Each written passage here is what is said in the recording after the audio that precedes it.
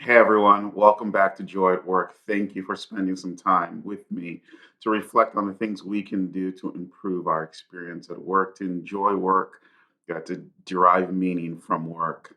So we're here at the end of the season, one game left on the schedule. Things not looking great for my Gunners. Really, really proud of them for what they did this year. But this is why we play the games. You never know what will happen on Sunday, and we might just be in for a surprise. So we'll see.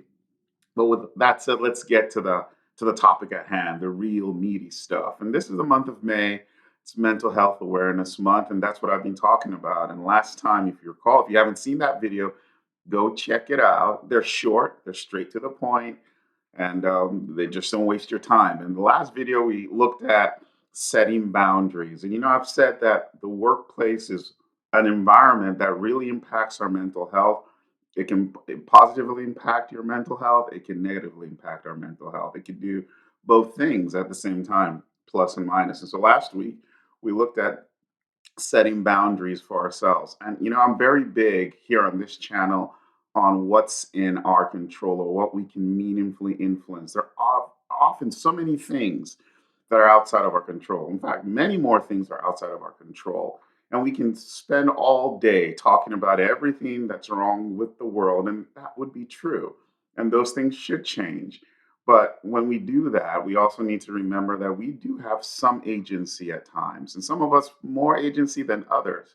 So the big question, or one of the big question is, what are we doing with what we have in our hand? And in this situation, how am I actively or proactively taking ownership of my mental health? And maybe what are the things that I'm doing that are negatively contributing to my own mental health? So again, last week we looked at boundaries and how when we don't set boundaries, we run into this trouble of creating a lot of stress and a lot of anxiety for ourselves. And we're going to continue to look at the things we do to sort of inflict harm on ourselves. And the thing I want to talk about, or maybe the things I want to talk about today, are one, not being organized when it comes to just the way we work. And everyone's organizational system is different. Some people are very meticulous in the way they organize, planners, OneNote, whatever. Some of us are not as organized, case in point, myself. But without any structure for work and for how you get things done, you will probably find yourself overwhelmed. You'll find yourself in a situation where you're losing track of what should be done and when it should be done by. And all this creates stress and anxiety, especially if after a while you stop or you're unable to deliver on the things that others are expecting of you. Then there's an amount of pressure that comes to you. And because you can't keep up with the demands or you're always behind, then you don't feel like you're in a good place. And that is one of those things that can really cause a lot of pressure, a lot of stress. So think to yourself, how does the work environment that I set up, my organizational system where I leave my pens and my paper, my notes, how are those things helping me to be organized and to do my job to the best of my ability? Because if you're really disorganized, then you're probably struggling to get your job done, or you're really going through a lot of hoops, and that generates unneeded stress for you. In addition to that, perfectionism can be a big problem. Some of us just can't deal with making mistakes or not getting that last paragraph written correctly or whatever it is.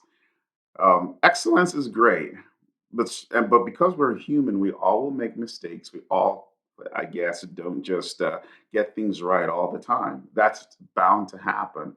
And so perfectionism, which is this pursuit of not even excellence, but just being perfect in everything, can really cause and generate lots of stress, lots of anxiety. You're up at night wondering to yourself why you didn't do it a certain way. I've had those moments. It's not the best for us, it's not healthy.